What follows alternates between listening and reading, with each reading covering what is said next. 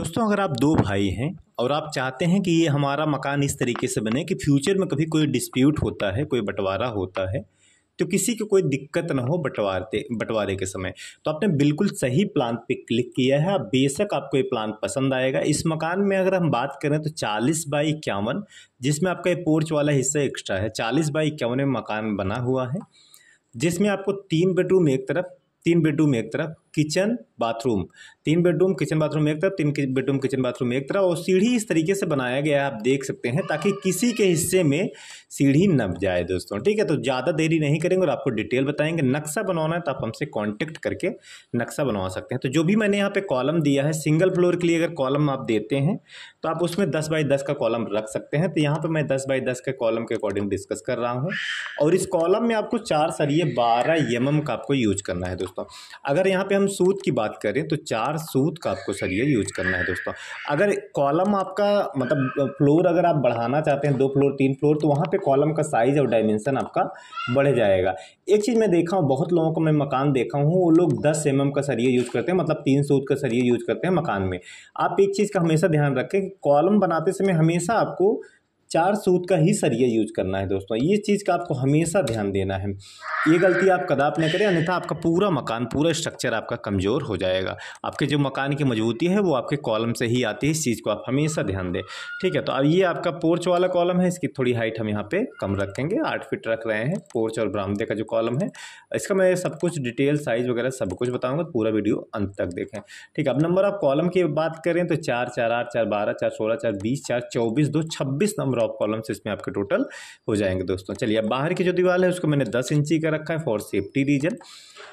2 reason होते हैं, जैसे मतलब कि एक तो होता है कि कोई तोड़ करके घुसे ना मकान में, और दूसरा जैसे खिड़की वगैरह आप लगाते हैं तो दीवार में क्रैक वगैरह न डेवलप हो किसी भी तरीके से, क्योंकि खिड़की का वजन काफ़ी होता है, जिससे दीवार में क्रैक डेवलप होने लगता है 5 इंची की दीवार में। हाँ, इसका एक प्रिकॉशन आप ले सकते हैं कि अगर मान लीजिए आप 5 इंची की दीवार रखना मजबूरी है, तो विंडो की जगह विंडो के नीचे आपको 2 सरिया डाल करके प्रॉपर कंक्रीटिंग कर लेना है। मतलब 2 इंची 3 इंची कंक्रीटिंग कर लेंगे तो उससे दीवार में जो क्रैक है, मतलब जो विंडो का लोड है, वो इक्वली डिस्ट्रीब्यूट हो जाएगा हर जगह पे, तो उससे दीवार में क्रैक वगैरह नहीं डेवलप होगा। तो ये चीज़ आपको हमेशा ध्यान देना है। आप इस तरीके से आप इसको करा सकते हैं दोस्तों। ठीक है, फिलहाल आप यहाँ पे इसको देख सकते हैं इस तरीके से।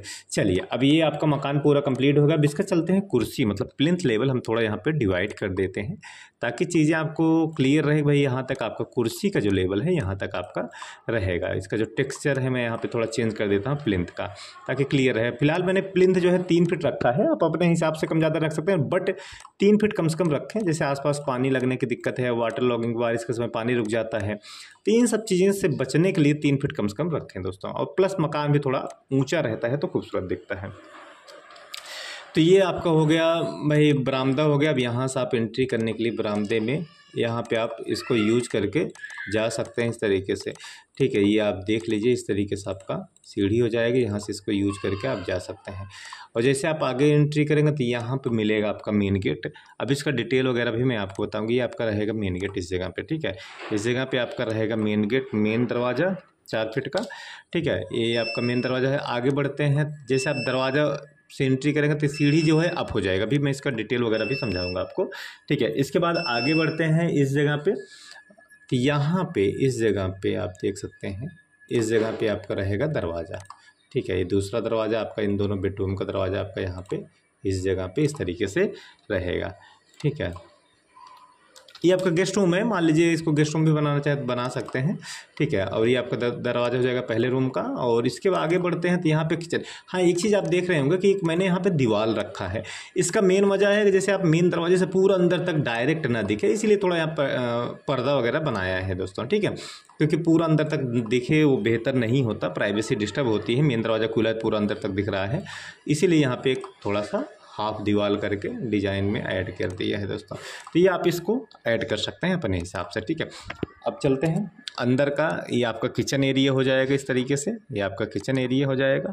और यहाँ पे आपको 2 बेडरूम, पीछे साइड आपको 2 बेडरूम मिलते हैं।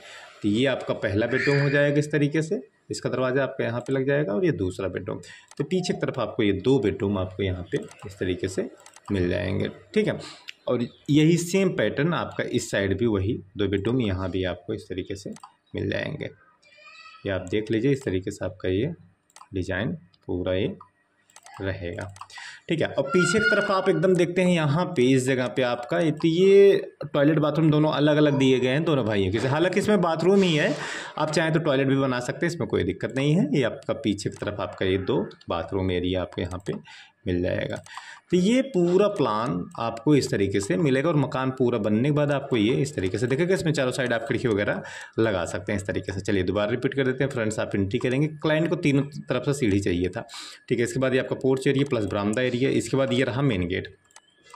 ये आपका मेन गेट हो गया। हाँ, एक चीज़ ध्यान दीजिएगा, मेन गेट की ऊंचाई आप 6.5 फीट ही रख सकते हैं, क्योंकि यहाँ पे सीढ़ी आ रही है, देख सकते हैं सीढ़ी आपका यहाँ पे आ रही है इस तरीके से।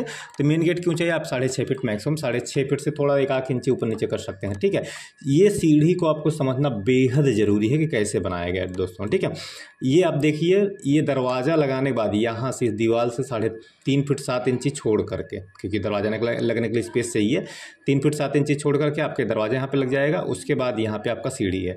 सीढ़ी समझ लीजिए ऊंचाई आपकी जो है 7 इंची है, थ्रेड जिस पे पैर पड़ेगा उसको 10 इंची रखा है, और चौड़ाई 3 फीट 3 इंच है। और जब आप यहाँ पे लैंडिंग पे जाएंगे तो यहाँ पे आपको 2 पार्ट करना होगा। ठीक है, और इस तरीके से, क्योंकि ये सीढ़ी इस तरीके से बनाना है ताकि दरवाजे की हाइट हमको पर्याप्त मिल जाए, उसके नीचे दरवाजा लगा सकें। ठीक है, इसके बाद ये आपका दोनों रूम आगे बढ़ते हैं। यहाँ पे एक छोटी सी दीवार बढ़ा दी ताकि हॉल अंदर तक ना दिखे।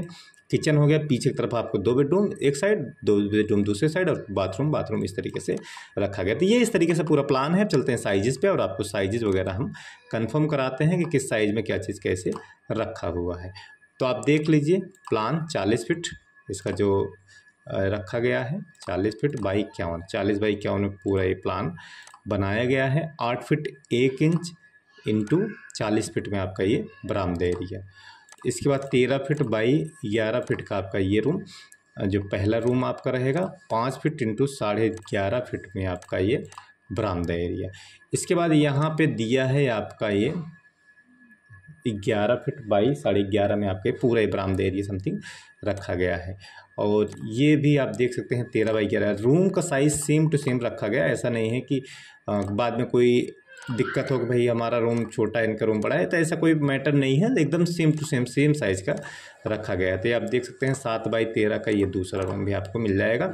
और इसके बाद यहाँ पे अगर हम बात करें आगे की तरफ, तो ये भी आपका 13 बाई 11 का आपको ये रूम मिल जाएगा। लास्ट वाले रूम की बात करें तो ये भी 13 बाई 11 का आपका रखा गया है। यहाँ की अगर बात की जाए तो ये भी सेम 13 बाई 11 साइज़ में सेम टू सेम साइज़ रखा गया है, इसमें कोई दिक्कत नहीं है। और ये आपका लास्ट वाला रूम 13 बाई 11। तो ये आप देख सकते हैं 5.5 बाई 6 फीट 7 इंच का, और 5.5 बाई 6 फीट 5 फीट 7 इंच का आपका ये वाला हिस्सा।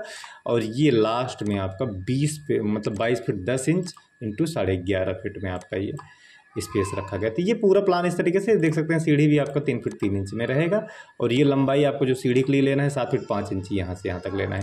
तो ये प्लान पूरा आपका इस तरीके से रहेगा। स्क्रीनशॉट लेना है तो आप इसका स्क्रीनशॉट यहाँ पे ले सकते हैं दोस्तों। तो छोटा सा वीडियो, छोटा सा प्लान आपको कैसा लगा कमेंट जरूर करिएगा। नक्शा बनवाना है तो नंबर शुरुआत में दिया है, कॉन्टैक्ट करके नक्शा बनवा सकते हैं। मिलते हैं दूसरे वीडियो लेक्चर में, तब तक के लिए विदा लेता हूँ। धन्यवाद।